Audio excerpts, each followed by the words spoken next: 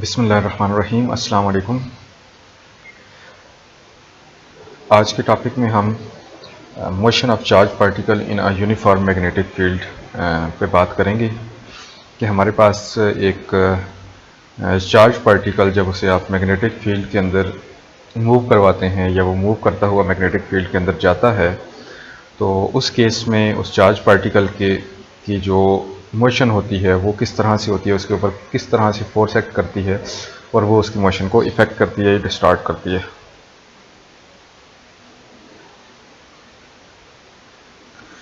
सबसे पहले जो हम चीज़ देखेंगे वो ये है कि यहाँ पे दो फिगर्स हैं और इन फिगर्स में सबसे पहले इस फिगर के अंदर है डॉट्स हैं और दूसरी फिगर में क्रॉस हमारे पास यहाँ में नज़र आ रहे हैं। तो डॉट्स का मतलब ये होगा कि आपकी जो फील्ड है, मैग्नेटिक फील्ड है, वो आउट ऑफ द पेज हमारे पास आ रही है। इसी तरह से जो क्रॉस होंगे उनका ये मतलब होगा कि जो फील्ड है, मैग्नेटिक फील्ड लाइंस हैं, वो इनटू द पेज जा रही हैं। ये यहाँ पे डिफाइन करना इसलिए ज़रूरी है कि इस वक्त हम जो बात करेंगे वो हमारे पास तीन तरह की हमारे पास वेक्टर्स होंगे। एक मैग्नेटिक फील्ड वेक्टर होगा, एक वेलोसिटी का वेक्टर होगा और तीसरा हमारे पास जो है वो मैग्नेटिक फोर्स होगी जो कि पार्टिकल के ऊपर लग रही होगी। और ये तीनों आपस में बहुत हद तक परपेंडिकुलर होंगी। एक एक्स एक्सिस के अलांग होगी, दूसरी वाई एक्सिस के अलांग होगी और तीसरी जो होगी वो जी एक्सिस के अलांग होगी। तो फिर इस केस में हमारे लिए ये ज़रूरी हो जाएगा कि हम तीसरे एक्सिस को भी कंसिडर करें। अब अगर हम तीसरे एक्सिस को हम एक्स और वाई एक्सिस को लेट्स से, या हम पे हमारे पास ये एक्स एक्सिस है, ये हमारे पास वाई एक्सिस है, हम इनको तो हम पेज के ऊपर ड्रा कर सकते हैं, लेकिन वो जो थर्ड वाई एक्सिस है जो आउट ऑफ द पेज या इनवर्ड इनटू द पेज जा रहा है उसको हम एज सच ड्रा नहीं कर सकते। तो फिर हमें कुछ कन्फ्यूजन से बचने के लिए हम जिस जगह पे हमें कोई ऐसा वेक्टर ड्रा करना होगा जो इनटू द पेज जा रहा होगा या आउट ऑफ द पेज वो वेक्टर जा रहा होगा, उसको हम कुछ इस तरह से कर देंगे कि वो डॉट और क्रॉस के ज़रिए हम उसको रिप्रेजेंट कर देंगे। और बहुत से केसेस में हम ये काम सिर्फ और सिर्फ मैग्नेटिक फील्ड के साथ करेंगे कि magnetic field is into the page and is out of the page. Although कि हम किसी और वेक्टर के साथ भी कर सकते हैं, लेकिन हम फिलहाल यहाँ पे इसी मैग्नेटिक फील्ड के साथ इस चीज़ को डिस्कस करेंगे। सो हमने सबसे पहले जो चीज़ कंसिडर करनी है, now consider special case of positively charge particle moving in a uniform magnetic field with the initial velocity vector of the particle perpendicular to the field। अब हमने सबसे पहले ये 29.8 फिगर के अंदर हमने ये कंसिडर करना है कि हमारे पास एक चार्ज पार्टिकल है और हम अगर उस फिगर में चले जाएं यहाँ पे, तो ये जो वेलोसिटी, इसका जो वेलोसिटी वेक्टर है ये हमेशा जो है वो परपेंडिकुलर टू द, हम वो इंटर होता है हमारे पास किसी भी फील्ड के अंदर और वो परपेंडिकुलर टू द फील्ड होता है। अब ये देखें कि हमारे पास ये एक वेक्टर है जो कि v है, या इसको हम इस तरह से इस वेक्टर को ले लेते हैं तो हमें और ज़्यादा आसानी हो जाएगी। तो ये हमारे पास एक वेक्टर v है जो रेड कलर में है और इसी तरह से जो फील्ड है हमारे पास वो ये देख सकते हैं कि क्रॉस के ज़रिए, तो इसका मतलब है कि ये फील्ड हमारे पास इनटू द पेज है। अब अगर आप इसको इनटू द पेज ले लेते हैं और वेलोसिटी वेक्टर को इस तरह से ले लेते हैं तो आप देखेंगे कि जो वेलोसिटी वेक्टर है और जो फील्ड वेक्टर है ये दोनों आपस में परपेंडिकुलर हैं। ऑल्दो कि हम यहाँ पे ये फोर्स को और v को हम परपेंडिकुलर यहाँ पे शो कर सकते हैं, लेकिन चूंकि वो जो थर्ड कंपोनेंट जो चीज़ हमारे पास मैग्नेटिक फील्ड जो है वो क्योंकि इनटू द पेज है तो हम उसको ऐसा ड्रा नहीं कर सकते यहाँ पे। तो ये हमें कंसिडर हम यही कर रहे हैं इस वक्त कि वो जो फील्ड है और ये जो वेलोसिटी है ये हमारे पास परपेंडिकुलर हैं दोनों, मतलब कि वेलोसिटी और फील्ड परपेंडिकुलर है और उसके साथ साथ ये हमारे पास जो एफ बी है ये भी हमारे पास यहाँ पे हमें परपेंडिकुलर मिल रहा है। अब ये होगा कि अब आप ये देखें कि जिस तरह से भी आप इस वेलोसिटी के लिए रखें, जब ये यहाँ पे मूव करता हुआ आएगा, ये पार्टिकल लेट से कि इसने यहाँ से आया था और ये यहाँ से मूव करता हुआ, अगर मैं इसको ड्रा करना चाहूँ तो ये यहाँ से मूव करता हुआ यहाँ पे आया और ये इसका पाथ जो था ये स्ट्रेट था, क्योंकि मैं यहाँ पे इसको एग्जैक्टली स्ट्रेट ड्रा नहीं कर सकता। तो ये पाथ इसका बिल्कुल स्ट्रेट था और ये यहाँ पे जब आया तो उस दौरान इसने ये किया कि इसके ऊपर, क्योंकि ये मैग्नेटिक फील्ड में इंटर हुआ और जैसे ही इंटर हुआ इसके ऊपर मैग्नेटिक फोर्स ने एक्ट किया और ये आपके पास जो यहाँ पे अगर आपको नज़र आ रही है दिस वन, तो ये हमारे पास जो है ये मैग्नेटिक फोर्स है। अब जब ये इसको एक्ट करेगी तो ये इस वेलोसिटी की डायरेक्शन को जो इधर जा रही थी इसको चेंज कर देगी।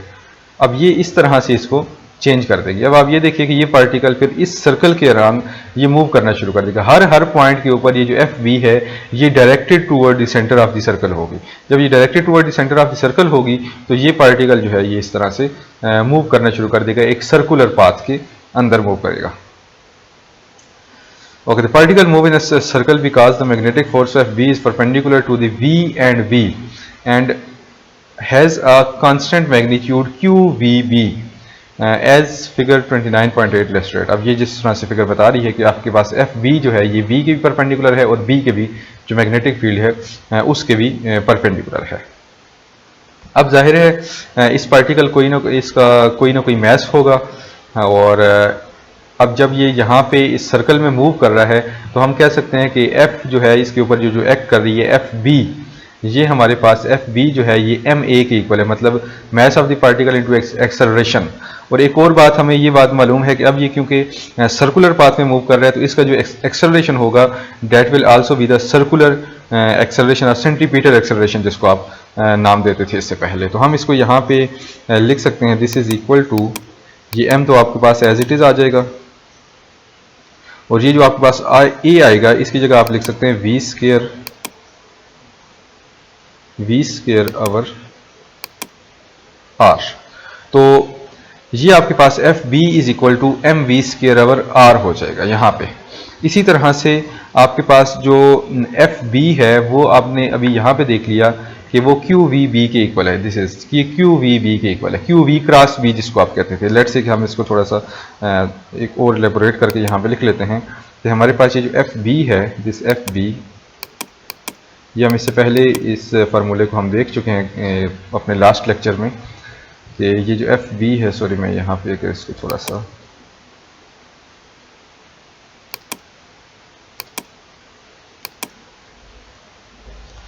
तो ये अगर आप इसको FB को ले लेते हैं, ये B हमारे पास सबस्क्रिप्ट में है, is equal to Q V जो कि एक वेक्टर है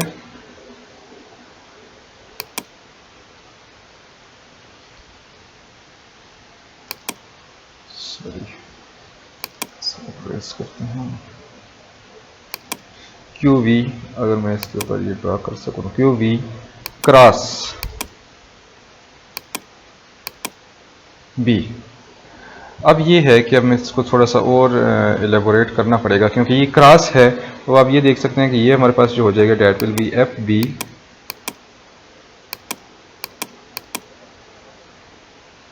FB is equal to QVB sine of theta. और अभी हमने यहाँ पे ये बात कर ली कि जो साइन ऑफ थीटा है ये हमारे पास यहाँ पे 90 डिग्री है। अब जबकि क्योंकि ये 90 डिग्री है तो साइन ऑफ 90, आपको ये बात मालूम है कि जो साइन ऑफ 90 होता है वो हमारे पास 1 होता है, साइन ऑफ 90 जो होता है वो 1 होता है। तो अल्टीमेटली जो F is equal to QVB sine of 90 है ये 1 हो जाएगा, तो FB is equal to QVB हमारे पास आ जाएगा, जो यहाँ पे हमारे पास ये स्टेटमेंट एज इट इज यहाँ पे लिखी हुई है। सो अब हमने ये काम करना होगा कि F is equal to QVB तो आ चुका है, लेकिन हमें ये भी बात पता है कि F is equal to MV square over R भी है। तो हमने इस QVB को MV स्क्वायर ओवर R के साथ यहाँ पे इक्वेट कर देना है। जब हम इसको यहाँ पे इक्वेट करेंगे तो ये हमारे पास जो इक्वेशन बन जाएगी ये बन जाएगी हमारे पास, यहाँ पे हम इसको लिख लेते हैं दिस इंप्लाइज दैट QVB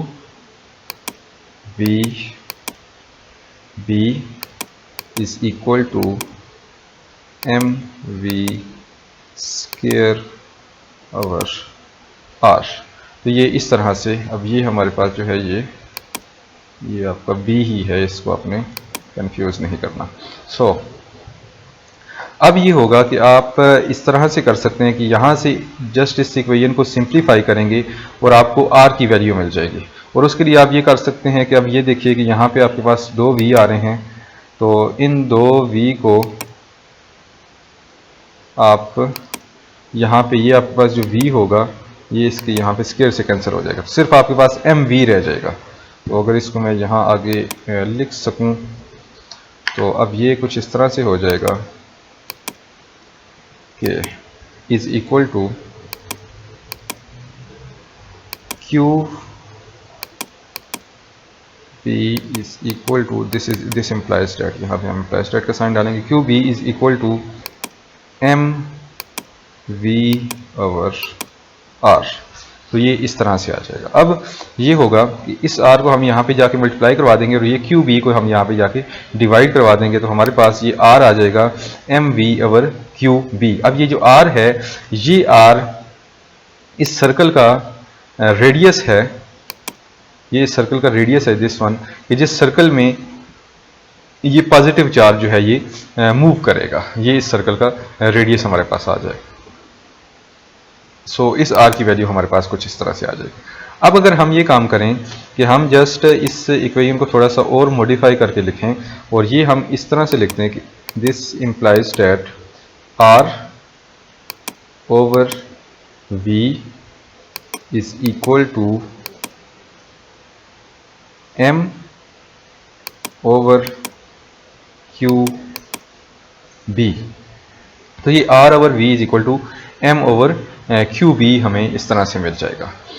अब ये है कि अगर आप इस इक्वेशन को रेसिप्रोकल इसका ले लेते हैं, तो उस केस में ये हो जाएगा v over r is equal to Q B by M. तो ये हमने यहाँ पे इसको लिख लिया v over r is equal to Q B over M. तो ये जो v ओवर r होता है, इसको हम डिफाइन करते हैं ओमेगा से, और ये जो ओमेगा है ये हमारे पास एंगुलर फ्रीक्वेंसी है, एंगुलर फ्रीक्वेंसी ओमेगा। तो अब हमें ये किस फ्रीक्वेंसी के साथ मूव कर रहा होगा, मतलब कि ये एक सेकंड में कितने सर्कल रोटेट करेगा, मतलब ये कितने सर्कल कंप्लीट करेगा एक सेकंड में, ये हमारे पास जो पार्टिकल है वो हमें ये जो क्वांटिटी देगी, that will be the omega which is called angular frequency. Omega is equal to V over R. और ये हमें मालूम किस तरह से होगा, ये अगर चार्ज पार्टिकल ले लेते हैं और मैग्नेटिक फील्ड बी की स्ट्रेंथ आप ले लेते हैं, कितनी स्ट्रेंथ है मैग्नेटिक फील्ड बी की,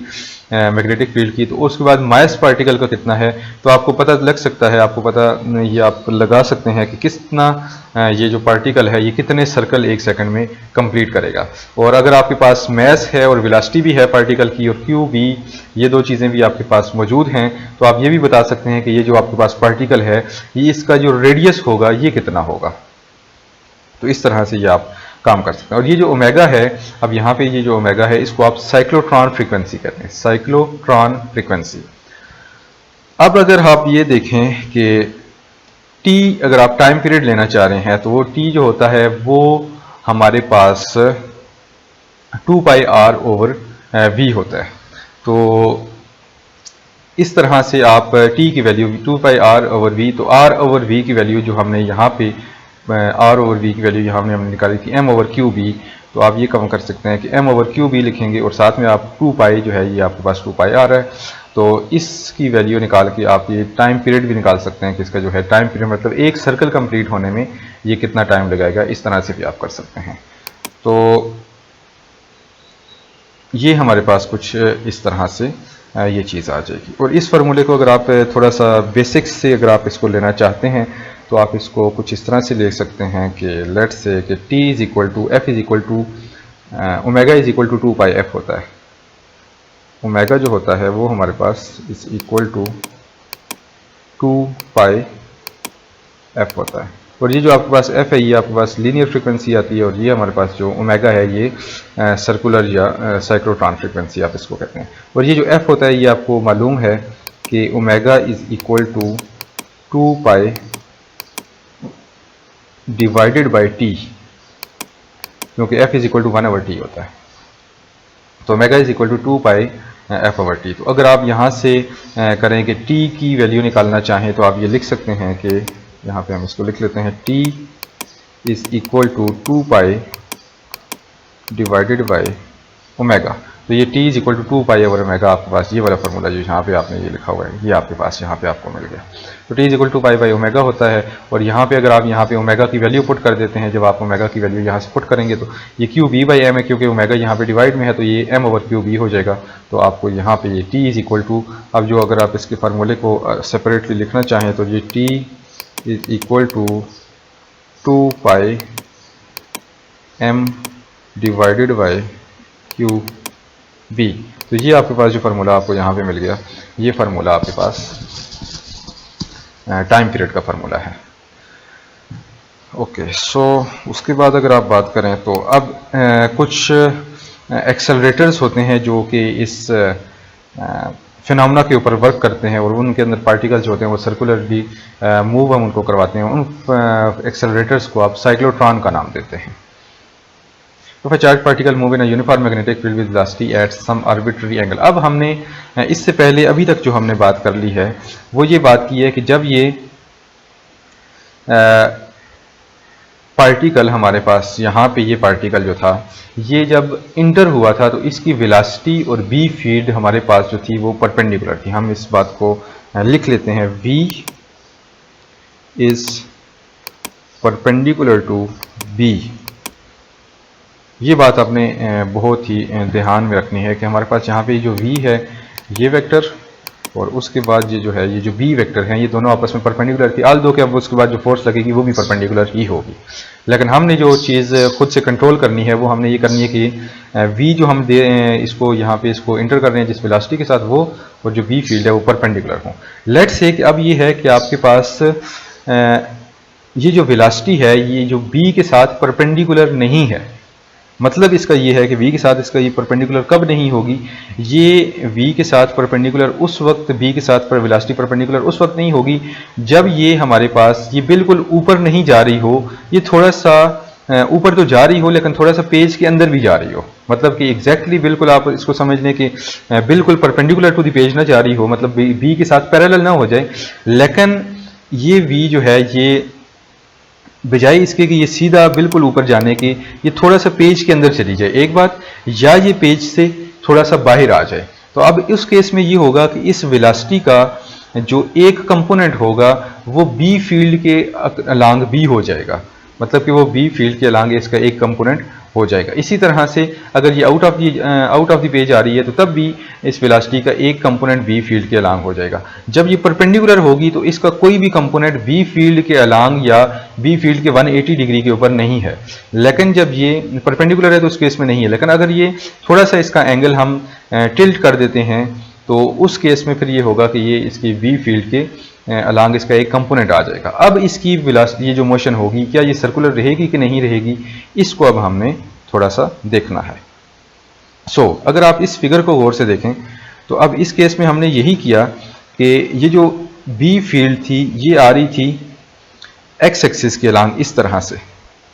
और हमने बजाय इसके कि इसको डायरेक्टली बिल्कुल सीधा जो आपके पास जो वेलोसिटी थी इसको बजाय इसके कि आप इस पार्टिकल की जो वेलोसिटी थी इसको बिल्कुल वाई एक्सिस के अलांग यहाँ पे इसको बिल्कुल सीधा हम ले लेते। सॉरी मैं यहाँ पे इसको बिल्कुल एग्जैक्टली इस तरह ड्रा तो नहीं कर पाऊंगा, लेकिन लेट्स से कि मैं यहाँ से अगर कोई ऐसा टूल मुझे मिल जाए, हाँ ठीक है। इसको अगर आप यहाँ पे देखना चाहें तो ये बिल्कुल यहाँ पे क्या था, इससे पहले की जो सिचुएशन थी वो बिल्कुल यहाँ पे इसका ये परपेंडिकुलर थी। लेकिन अब हमने ये काम किया कि हमने थोड़ा सा इसको यहाँ से लेके तो वेलोसिटी जब हमने इसको दी तो हमने यहाँ पे इस तरह से थोड़ा सा एंगल यहाँ पे बना दिया। अब ये है कि इससे पहले का जो वेक्टर था वो तो यहाँ पे ये जो ब्लैक आपको यहाँ पे वाई एक्सिस और एक्स एक्सिस नजर आता है ये तो परपेंडिकुलर हैं, लेकिन अब जो हमने वेलोसिटी का ये जो रेड कलर में ये हमने वेक्टर ड्रा किया है अब इसने कोई ना कोई यहाँ पे आप समझ लें कि एक एंगल बना दिया है। अब इसने एक्स एक्सिस के अलांग ये जो आपके पास यहाँ पे है ये एक एंगल थीटा बन चुका है। सॉरी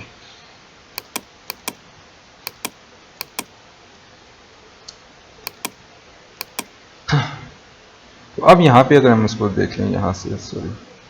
ऐसे अगर आप इसको देख लें तो ये एक एंगल थीटा है। अब इस एंगल थीटा की वजह से आपको यहाँ पे ये बहुत अच्छे तरीके से यहाँ पे एक बात समझ आ रही है, और वो ये है कि इस एंगल की वजह से अब इसका एक कंपोनेंट वाई एक्सिस के अलांग इस वेलोसिटी का और एक कंपोनेंट इसका एक्स एक्सिस के अलांग भी यहाँ पे मौजूद है। और अगर आप इसको कंपोनेंट में रिजॉल्व करना चाहते हैं तो शायद हम इसको यहाँ पे थोड़ा सा मुश्किल तो होगी, लेकिन हम इसको रिजॉल्व करने की कोशिश करते हैं। लेट्स से कि वो जो अगर आप इस वेक्टर को ले लेते हैं तो यहां तक,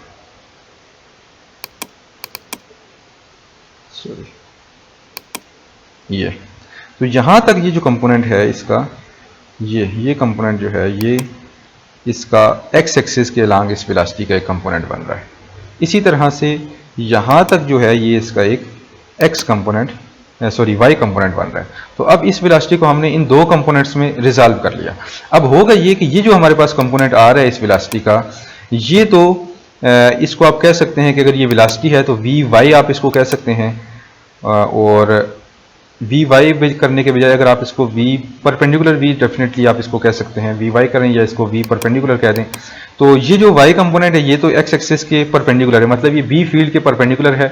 तो इस वजह से, इस कंपोनेंट की वजह से, क्योंकि परपेंडिकुलर जब होता था तो हमने इससे पहले यहाँ पे बात कर ली है कि जब ये परपेंडिकुलर होगा तो उस केस में ये सर्कुलर में मूव करेगा। तो इसकी वजह से, इस कंपोनेंट की वजह से तो ये सर्कुलर में मूव करेगा, इसका पाथ सर्कुलर होगा। लेकिन अब हमारे पास एक कंपोनेंट जो है ये बी फील्ड के साथ पैरेलल भी मौजूद है।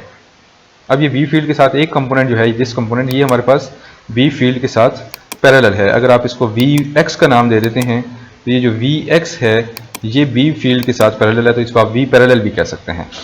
तो अब इस वजह से ये होगा कि ये थोड़ा सा आगे भी मूव करेगा, सर्कल में भी मूव करेगा और ये आगे भी मूव करेगा। और सर्कुलर मोशन को और इस तरह से लीनियर मोशन को जरा अगर आप कंबाइन कर लें तो ये एक स्पाइरल शेप बन जाएगी, ये स्प्रिंग बन जाएगा, और इसको हेलिक्स कहते हैं, इस पाथ को हेलिकल पाथ कहते हैं। तो अब ये हम यही बात बता रहे हैं कि if a charge particle move in a uniform magnetic field with its velocity at some arbitrary angle with respect to B, its path is a helix. अब इसका जो पाथ होगा that will be the helical path. So ये हमारे पास particle का इस तरह से पाथ हो जाएगा। अब हमारे पास जो नेक्स्ट में है वो है quick quiz. A charged particle is moving in perpendicular to a magnetic field in a circle with a radius r. An identical particle enters the field with v perpendicular to b but with the higher speed than the first particle. Compare with the radius of the circle for the first particle in the radius of the circular path of the second particle. आपने smaller बताना है कि radius है, larger है, equal in size है। The magnitude of magnetic field is increased from the same choices. Compare the radius of the new circular path for the first particle with the radius of its initial path. तो ये हमारे पास जो है वो आपकी assignment के तौर पे आप इसको लेंगे। यहाँ पे आप इसको लिख लें, this is a double S I G N. तो ये चीज़ आप असाइनमेंट के तौर पे ले लेंगे। उसके बाद हमारे पास दो एग्जांपल्स हैं, इन एग्जांपल्स को आपने यहाँ पे सॉल्व करना है खुद से, और अगर इसमें कोई प्रॉब्लम होती है तो आप मुझसे पूछ सकते हैं। ये कम्प्लीटली आप ये व्हाट इफ के बाद भी जो है ना वो आपने सारी असाइनमेंट्स को सॉल्व करना होगा। इसी तरह से एक और असाइनमेंट है जिसको आप सॉल्व करेंगे। तो उसके अलावा यहाँ पे हमारे पास एक और चीज़ है जिसको हम थोड़ा सा देखना चाह रहे हैं, और वो ये है कि हमारे पास ये जो अर्थ है इसकी मैग्नेटिक फील्ड, आपने अक्सर सुना होगा कि जब आप अगर पोल्स पे चले जाएं, जो अर्थ के पोल्स हैं वहाँ पे अगर आप जाएंगे तो वहाँ पे आपको कलर्स की कुछ, मतलब कि आप ये समझेंगे कि आप ये वहाँ पे उसको देख के ये कह सकते हैं कि वो रंगों की आंधियाँ चल रही होती हैं, मतलब कि रंगों की हवाएं या आंधियाँ आपको नज़र आएंगी। मतलब उसको अगर आप अपनी ज़ुबान में उसको करना चाहें तो मतलब कि वो आपके आसमान पे होता ये है कि कुछ कलर्स होते हैं, जिस तरह से आपको यहाँ पे बादल नज़र आते हैं और वो बहुत हल्के से बादल अगर आपको नज़र आते हैं तो इसी तरह से वहाँ पे कलर्ड किस्म के आपको, वो बादल तो नहीं लेकिन वो एक हवा की तरह वहाँ पे वो चल रहे होते हैं। तो ये चीज़ हमारे पास किस वजह से क्रिएट होती है, और इनको जो स्पेसिफिकली अगर आप इनको अभी सर्च कर सकते हैं इंटरनेट के ऊपर, और उनकी आप वीडियोज़ ऑब्वियसली देख सकते हैं वहाँ पे, और ये जो है इनको आप अरोराज के नाम से वहाँ पे सर्च कर सकते हैं। अगर आप इस वर्ड को सर्च करेंगे तो आपको वहाँ पे ये चीज़ मिल जाएगी। अब होता ये है कि क्योंकि आपके पास अर्थ की मैग्नेटिक फील्ड मौजूद है, और जब मैग्नेटिक फील्ड के अंदर पार्टिकल्स आते हैं, वो पार्टिकल जो कि आउटर स्पेस से सूरज में जो रिएक्शंस हो रहे हैं उनकी वजह से जो कोई पार्टिकल, अगर चार्ज पार्टिकल जनरेट हो रहे हैं, इन द सेम वे और बहुत से स्पेस के अंदर फिनोमेनास की वजह से जो चार्ज पार्टिकल जनरेट होते हैं, जब वो ज़मीन की मैग्नेटिक फील्ड के अंदर आते हैं तो उस केस में ये होता है कि उस मैग्नेटिक फील्ड में जब वो इंटर होते हैं तो उस दौरान वो जाहिर है उसके ऊपर, उन पार्टिकल्स के ऊपर मैग्नेटिक फील्ड की वजह से फोर्स लगती है, जो अभी हमने यहाँ पे ऊपर स्टडी कर लिया। तो उस फोर्स की वजह से वो पार्टिकल्स जो होते हैं उस मैग्नेटिक फील्ड के साथ कुछ इस तरह से, ये स्पाइरल शेप इस तरह से वो मूव करना शुरू कर देते हैं। ऑब्वियसली उनका कोई ना कोई एक्सेलरेशन होता है, और जब भी याद रख लें कि कोई पार्टिकल, चार्ज पार्टिकल एक्सेलरेट करेगा तो वो एनर्जी एमिट करेगा, वो electromagnetic waves, in other word आप ये कह सकते हैं कि वो इलेक्ट्रोमैग्नेटिक वेव्स को एमिट करेगा। मतलब अगर आप सिंपली ये कहना चाहते हैं कि आपने इलेक्ट्रोमैग्नेटिक वेव्स किस तरह से बना सकते हैं, तो आप सिर्फ ये काम कर लें कि आप चार्ज पार्टिकल को एक्सेलरेट कर दें, तो आपकी इलेक्ट्रोमैग्नेटिक वेव्स बन जाएंगी। तो सिंपल ये फिनोमेना होता है, और जब वो अर्थ की मैग्नेटिक फील्ड की वजह से, फोर्स लगने की वजह से वहाँ पे एक्सेलरेट करते हैं, तो वो इलेक्ट्रोमैग्नेटिक वेव्स बनाते हैं। अब वो जो इलेक्ट्रोमैग्नेटिक वेव्स होती हैं, वो इलेक्ट्रोमैग्नेटिक वेव, क्योंकि आपको पता है कि आपकी जो लाइट है, ये जो आपके सारे कलर्स हैं, ये लाइट जितनी भी आपको मिलती है, ये सारी इलेक्ट्रोमैग्नेटिक वेव्स हैं। तो वो जो इलेक्ट्रोमैग्नेटिक वेव्स बनाते हैं, वो बेसिकली वो लाइट की फॉर्म में हमें नजर आ जाती है। वो उसका जो एनर्जी होती है, या उसकी फ्रीक्वेंसी या वेवलेंथ इतनी होती है कि वो विजिबल लाइट के रीजन में फॉल कर जाती है, तो वो फिर हमें एज अ कलर के तौर पे नजर आती है। तो ये उनका बेसिक फिनोमेना होता है जो अर्थ की मैग्नेटिक फील्ड की वजह से, और एक बहुत ही खूबसूरत चीज़ आपको देखने को मिलती है। आज के लेक्चर में हम इतना ही करेंगे। इंशाल्लाह नेक्स्ट लेक्चर में हम नेक्स्ट टॉपिक्स को देखेंगे कि एक चार्ज कैरिंग या करंट कैरिंग वायर जो होती है, उसको अगर आप मैग्नेटिक फील्ड में रख देते हैं तो उसमें क्या होगा, क्योंकि जो charge carrying, current carrying wire होती है, उसमें भी चार्ज पार्टिकल ही एक्सेलरेट कर रहे होते हैं या मूव कर रहे होते हैं, तो उनके ऊपर फोर्स किस तरह से लगती है, इंशाल्लाह नेक्स्ट लेक्चर में हम इस टॉपिक पे बात करेंगे। So thank you so much for watching.